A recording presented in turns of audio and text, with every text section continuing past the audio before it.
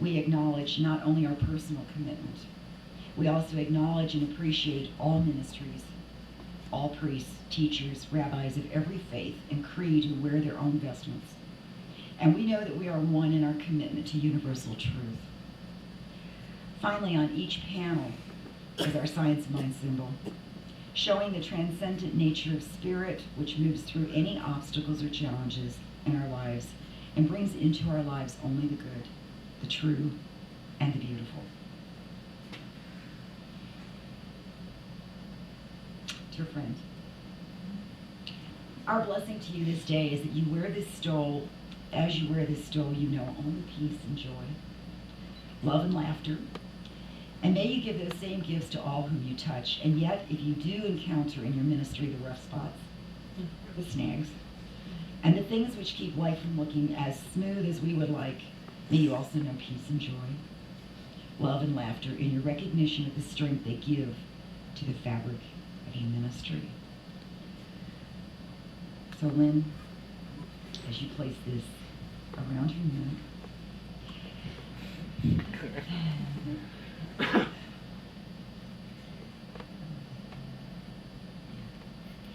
you now carry upon your shoulders the form and essence of your ministry. You also carry the clarity, love, and strength of a great philosophy, a rich and fulfilling faith, and a success-producing way of life, which we call Science of Mind.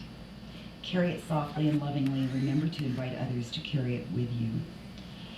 Did you give her a hug up here? No. Yeah. Talking, so we both kind of turn around. It's not on the script. It's not in the script. That's okay.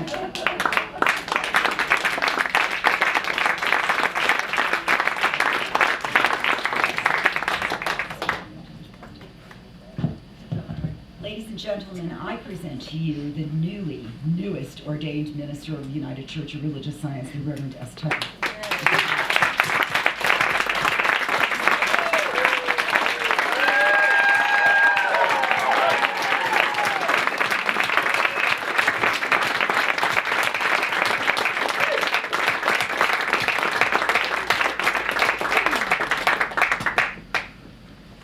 Right, Karen, it's hard to talk. Oh, this is so wonderful to have all of you here. Each one of you was invited by special invitation because you contributed to the making of who I am, and you contributed to this very moment. And it means a lot to me that you are here. Oh, it is hard to talk. I'm trying to breathe. I really know that I can.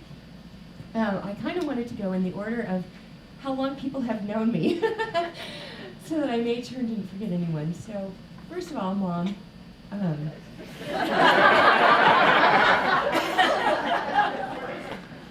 you have supported me in everything that I've ever done throughout my whole life.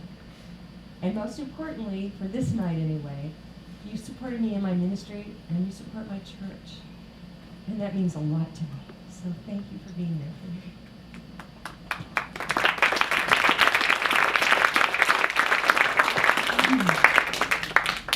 Let's see if I can get through this. I was practicing this on the way up, and I started crying, and I thought, well, no more practicing, so. Can't cry before the ordination. My sister Joey, who's known me almost the longest. Beyond the fact that she is the junior church director, beyond the fact that she attends this church and gives of her time and her talent and her treasure, she is my best friend. Thank you.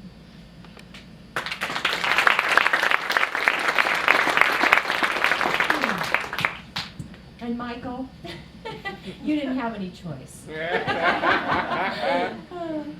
But thank you for putting up with me. And Brendan and Mikey, who come to church, Michael as well. Michael comes and does projects in here like you wouldn't believe.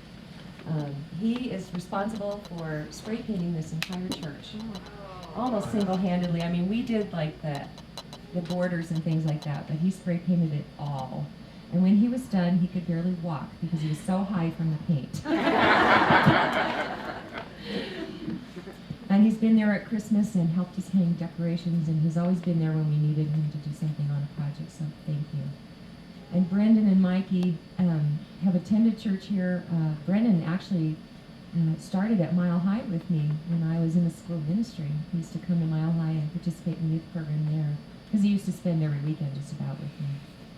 But past that, both of these young men have come and they operate our slides on Sunday, and they help us clean up and put things away on Sunday after church, which is really something that is needed in every church. So I want to thank you, not only for being the best nephews ever, but for everything that you've done for the church. So thank you.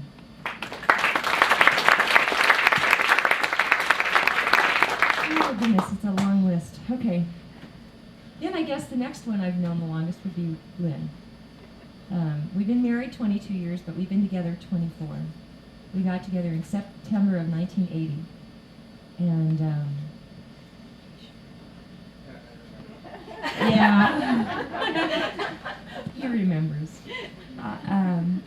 You know, it's interesting when you have a life partner who you just live with, you know, and then you build your dreams with that person, but they're usually you go off and do something and the other person goes off and does something else.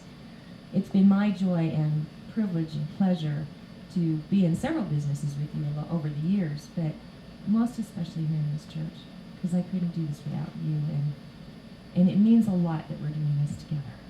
So thank you. I love you.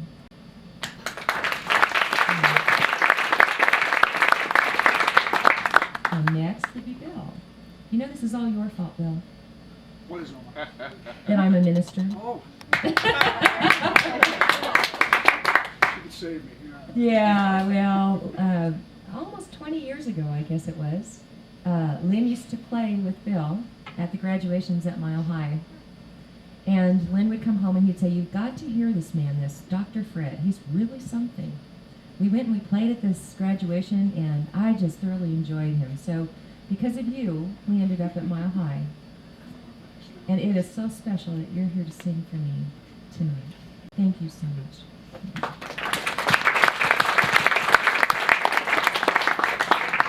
And then Gigi, my special Gigi, who I met when I was in Foundations. And she then paid for us to go to self-esteem classes and would not allow us to pay her back.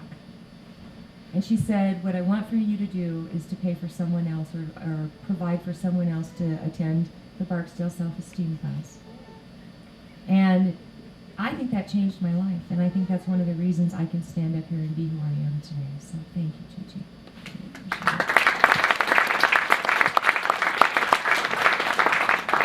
And then there's Big Daddy. Steve Rollins, to those of you who don't know Big Daddy. Steve and I were in Science Mind 2 together, and about 3 years ago, 4 years ago, something like that, he came to church, met his wife, his now wife. They got married, and we now have the first homegrown family because Faith, who's behind the door, Faith is our first baby in the congregation.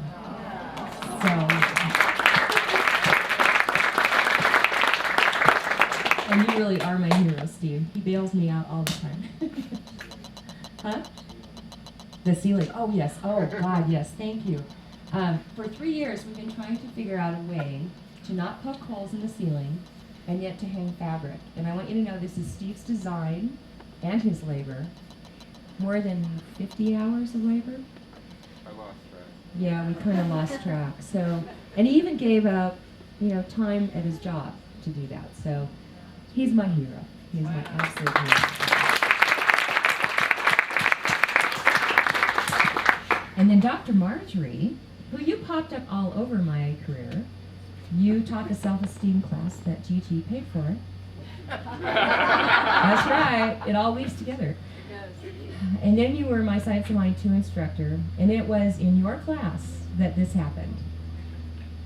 Marjorie was leading a meditation, and I had never before thought of myself standing on a podium, ever. And very clearly in this meditation, I saw myself being a minister. And at first, like Kathy, I said, "I don't think so." And I ran for a long time. And then, at the very end of Science of Mind 2, Pat Hill, who some of you know, came in and started talking about these wonderful classes that the ministerial school was offering that were open to the public. And that was it. So I called Denise and I said, you know, well, first of all, some of you have heard this story, but I'm going to tell it again because it's powerful. I thought I was just going to take classes. And Denise was busy on the phone when I called. So I got busy doing stuff at my desk, getting my nice little left brain out of the way. So by the time Denise came on the line and said, yes, may I help you? I said, I want to be a minister. I almost fell out of my chair because I didn't expect that to come out of my mouth. And for several minutes she was saying, hello? Hello? So it's been a journey. It's been a real interesting journey as all of the beautiful people that are here, and most particularly those up here on this pulpit, can attest to. You've all been part of it. Dr. Kathleen Vogt, after I got through with Denise said, well, you have to go meet the dean. Now, I don't know about any of you, but when you heard about the dean, you must go see the dean. I was so nervous that day, I couldn't even talk. And she said, yes, you called this meeting, what do you want? And I could barely talk. I was so afraid because the word dean just really, you know, my dean in school was not, she was not somebody that I would think was pleasant. Before me. Before you, yes, before you. But since that time, I have learned what an incredible, wonderful, absolute beautiful person you are. I'm so lucky, I'm so blessed because most ministers have one mentor, and I have two that are official. And I have about 4 others that are unofficial. But Kathy has pulled me through so much. There was a time when all I wanted to do was hide in my house when I was going through my dark night of the soul, and Kathy said, no, you're coming to Big Sky Retreat with me. And she yanked me over there, paid my way, made me go. And that was part of the healing. That was the beginning of the healing. Otherwise, I probably would have stayed in my house for the rest of my life. So thank you. And 2 years ago, the panel asked me to choose a minister who was active in a church. And I had been introduced to Reverend Dr. Marlene Morris several years ago because she and Kathy were in school together. And so she is now officially my mentor minister. But we connected over getting lost. She came to Denver for one of our retreats, I think it was. And, you know, I was supposed to go pick her up at the airport. Those of you who know me know what a mistake that is. I may be the leader, but you have to give me really specific directions and make sure I follow them, or I won't get anywhere. And so we got nice and lost, and we had a wonderful time laughing and giggling and having a great time. But we connected in a very special way. And for a while there, we weren't sure Marlene was going to be here. And I am so thankful that she was able to be here with us today. These ladies really, I wouldn't be in the ministry if it wasn't for these 2 ladies right here. Because there was a time when I gave up, and they wouldn't let me. They told me I couldn't leave the organization. They wouldn't let me. Okay, Oz, my beautiful Oz man, has been with me. He's my first baby practitioner.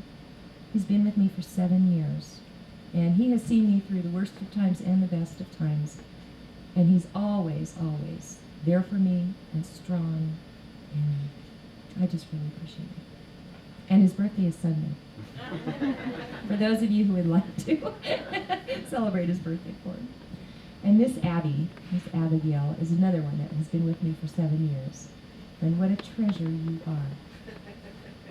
I called her, and she hasn't been at church for a little while, and I called her and I said, are you coming to my ordination? She said, yes, what kind of help do you need? What do you need me to do? And that's the way she always is.